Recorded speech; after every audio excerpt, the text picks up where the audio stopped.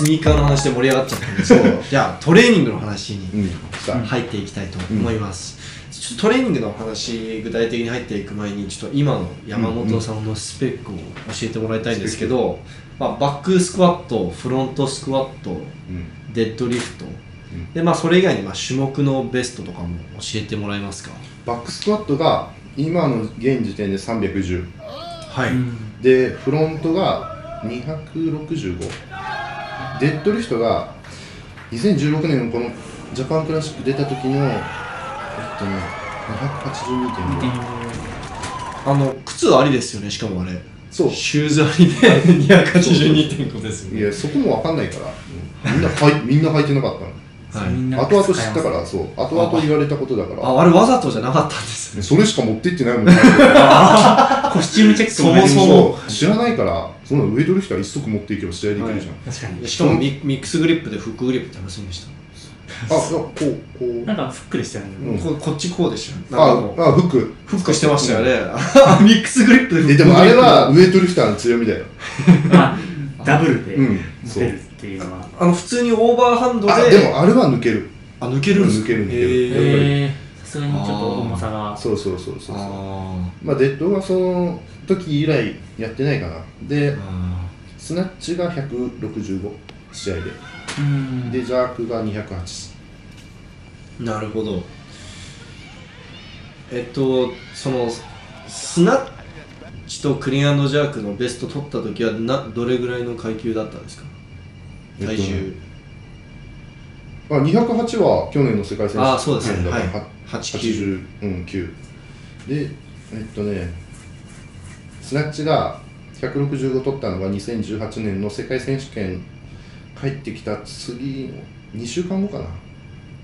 社会人でした。社会人だから94キロ級で、92キロぐらいだったかな、体重ちょっと戻して。へえ。じゃあそれ以外でなんか結構強い補強とかなんかありますか？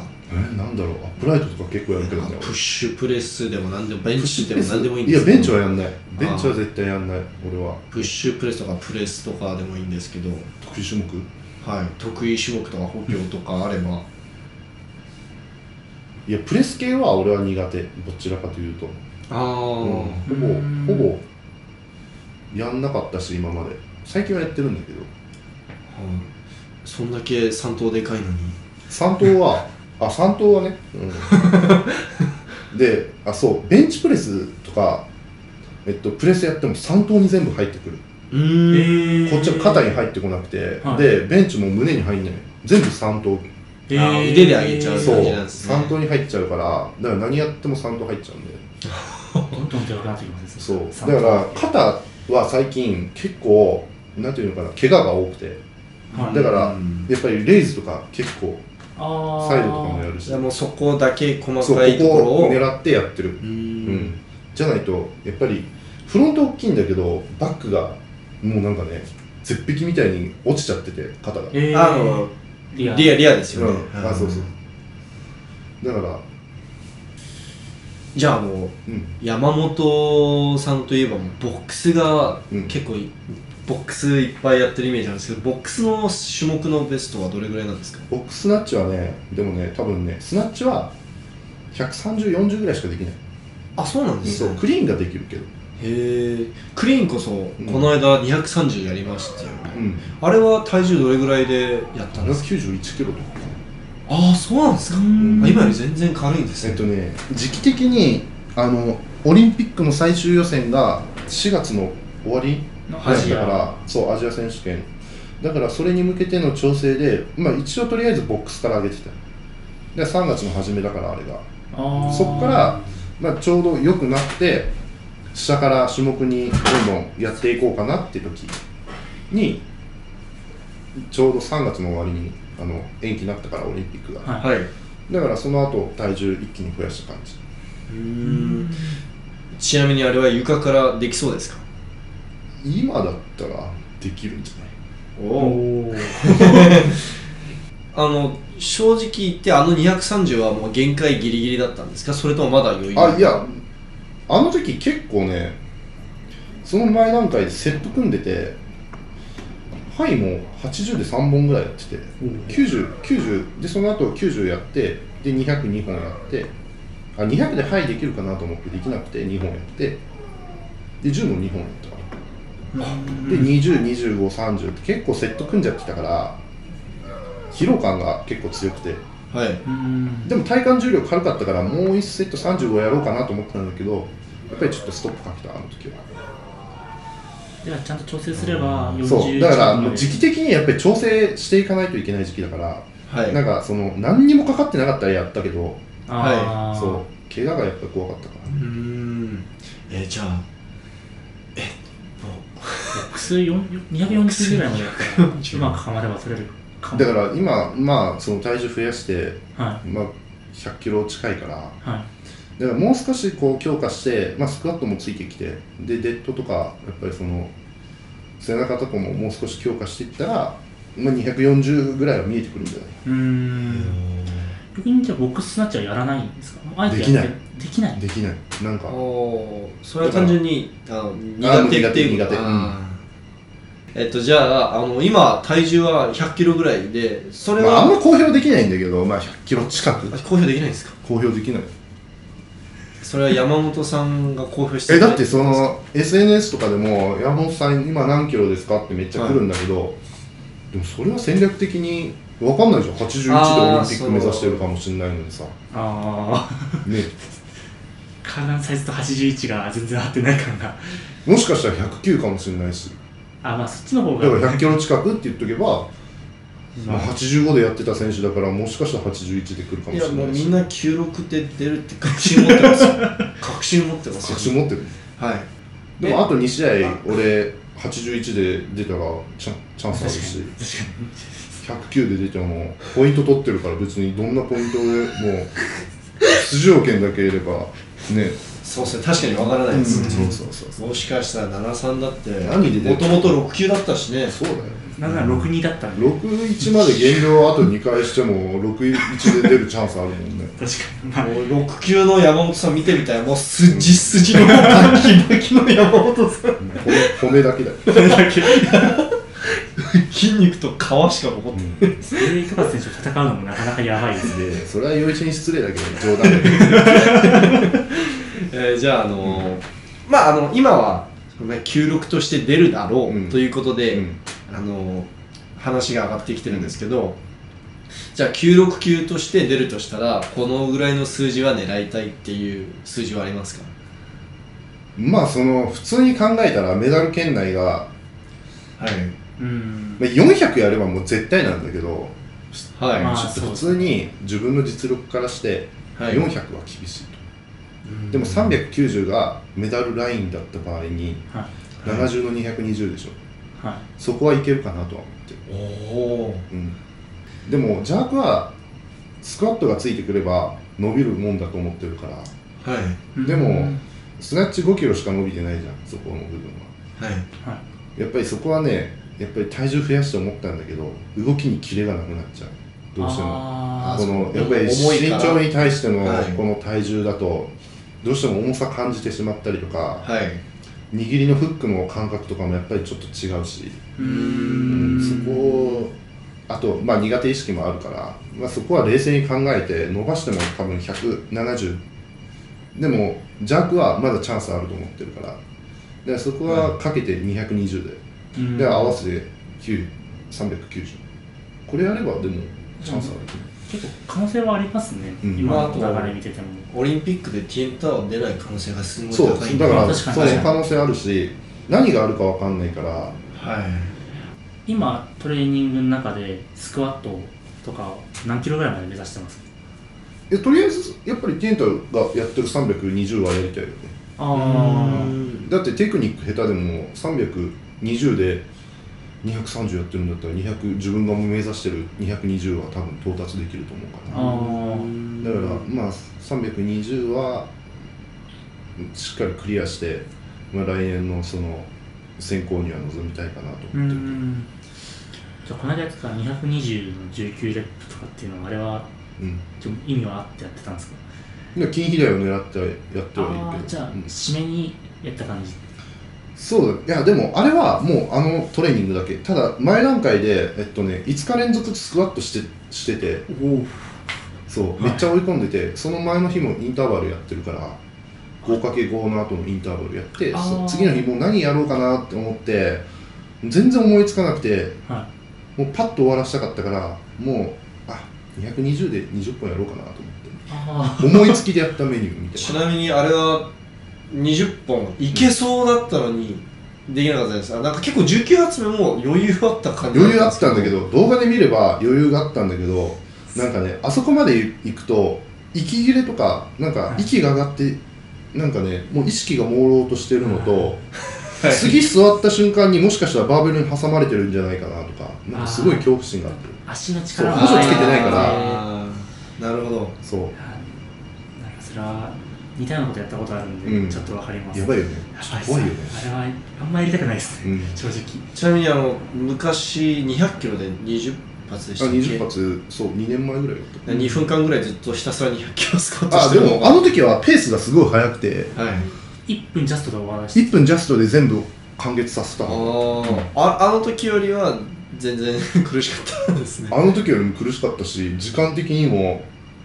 多分1分20秒ぐらいスクワットしてたから。いや、つらいな。つらいな。1分20秒だから、ラックアウトしてからもう落とすまでが1分20秒だったから、インスタ載せようと思った時にショートバージョンじゃ無理で、だから 1.25 倍速で編集して載せたの。だからあんな早く見えたんですね。そういや、あれ見てるこっちがで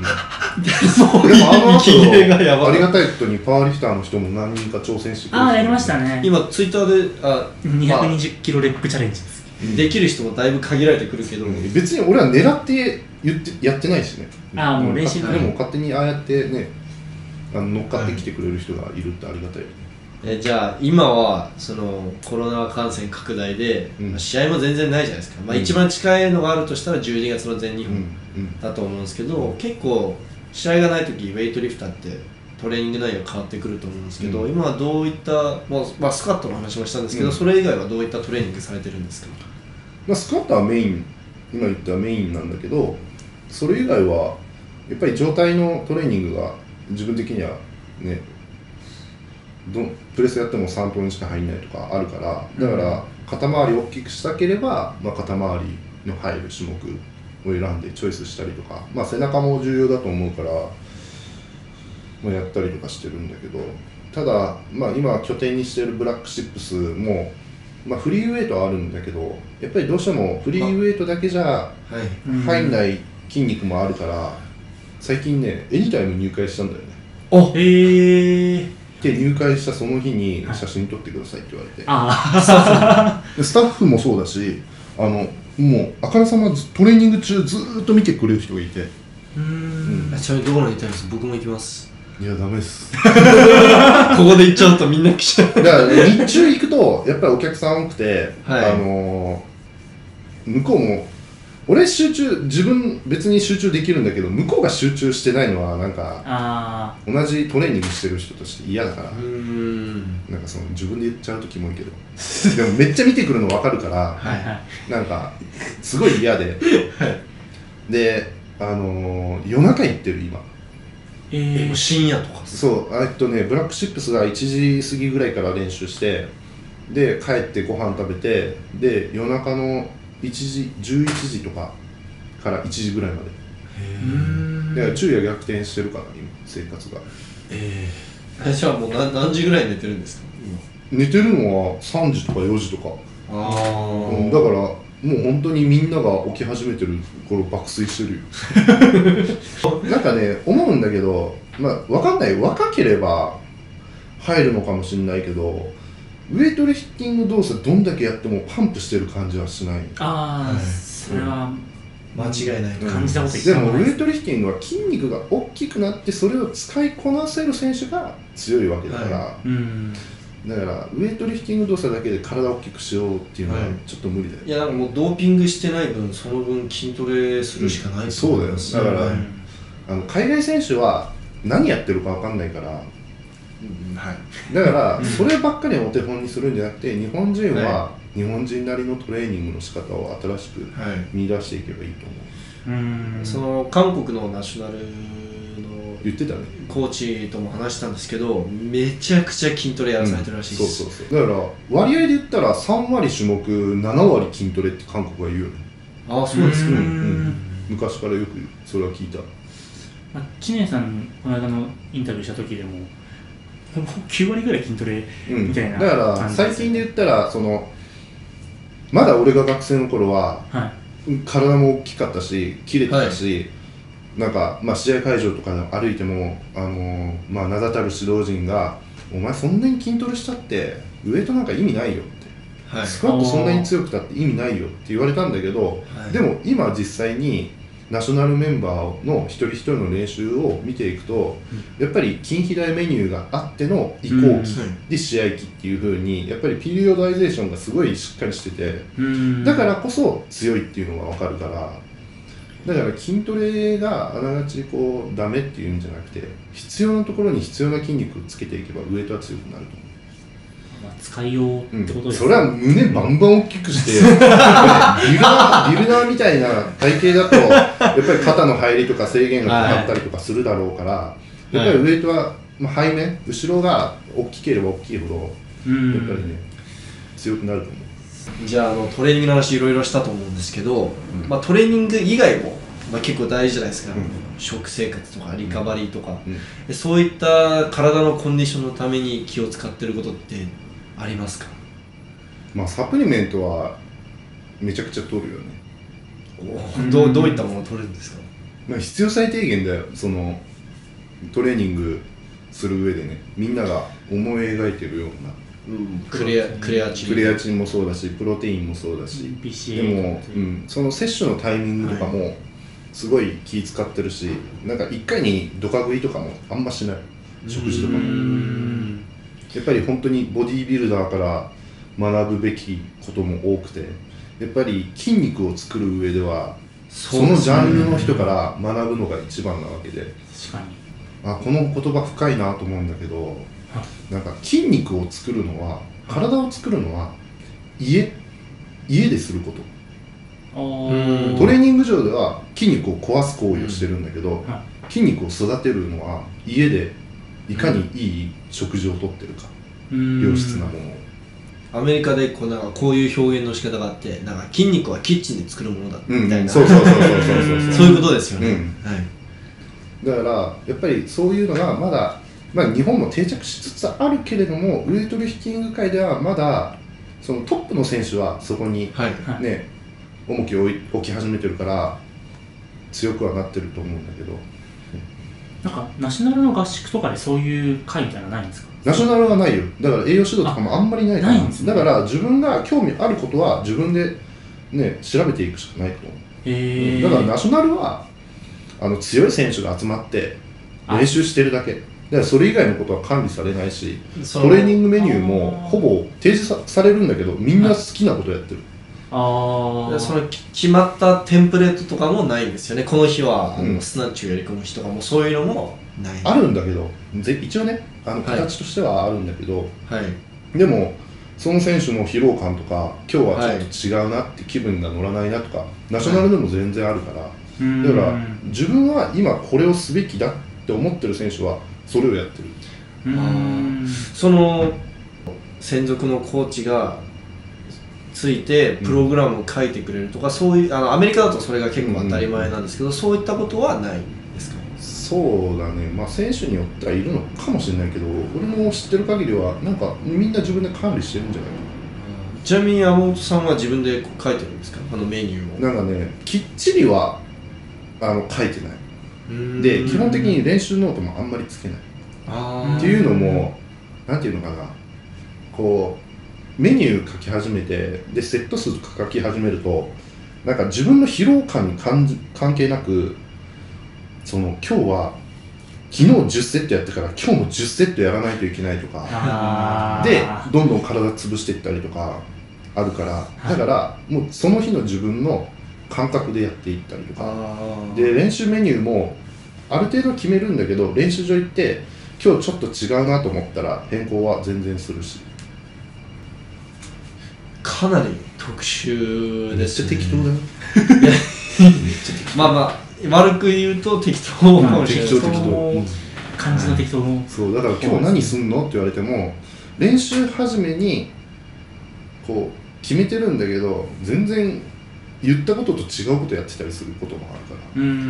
まあ日本国内では山本さん以上の選手がいないじゃないですか、その体重80キロから90キロぐらいの体重で山本さん以上の選手がいないですから、まあその山本さんも自分がその階級ではジャパンのトップっていう意識はあると思うんですけど、その競い合う選手がいないじゃないですか、同じ階級で。それってやっぱりトレーニングに影響するんですか？その逆になんか意識してる選手とかライバル視してる選手とかはいるんですか？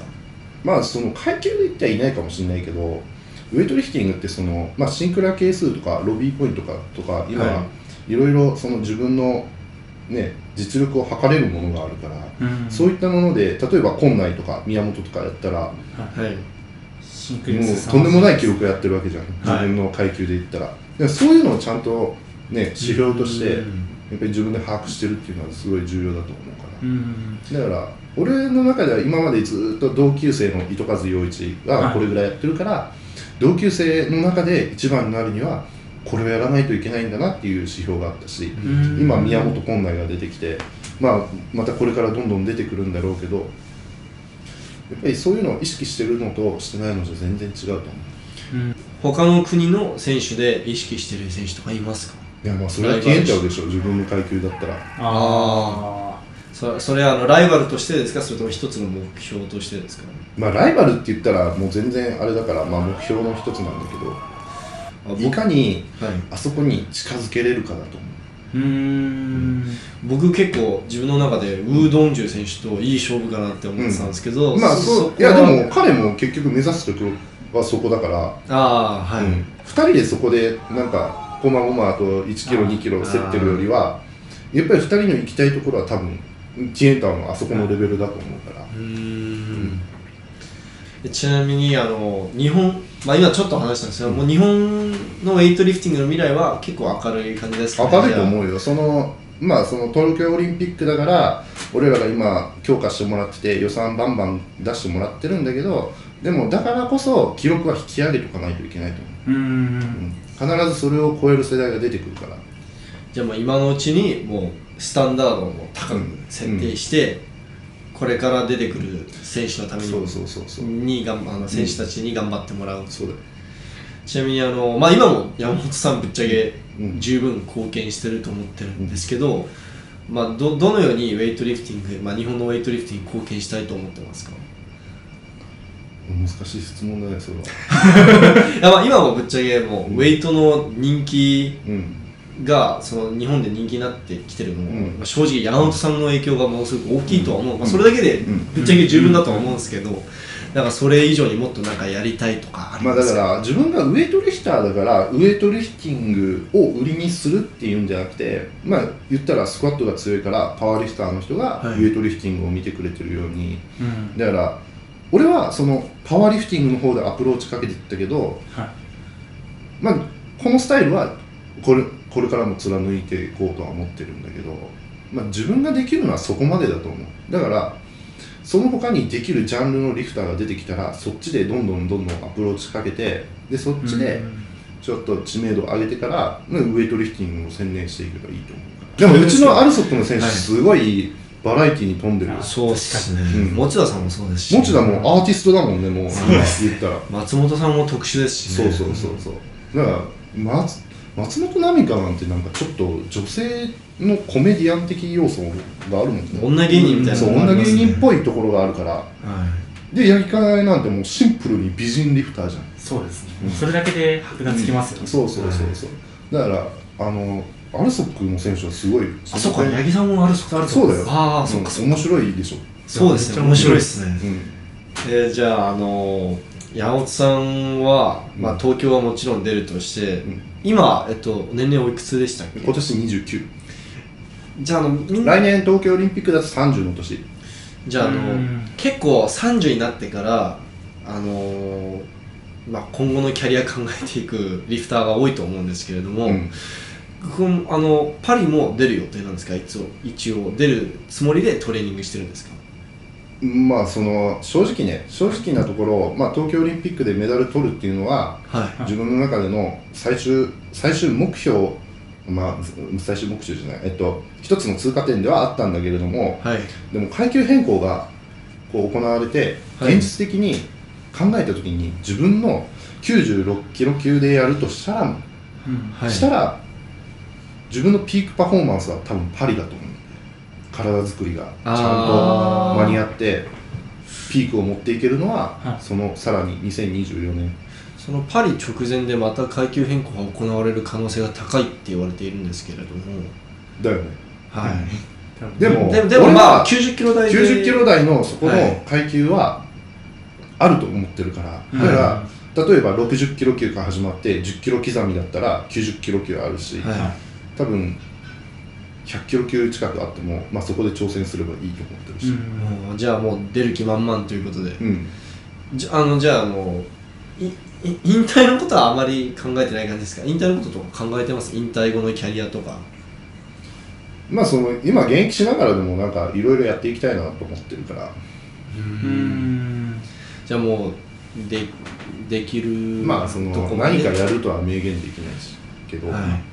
かなり長くなってしまったので、そろそろ締めたいと思うんですけど、山本さんは国内だけじゃなくて海外にもかなりファンが多いということで、山本さんがきっかけでウェイトを始める選手って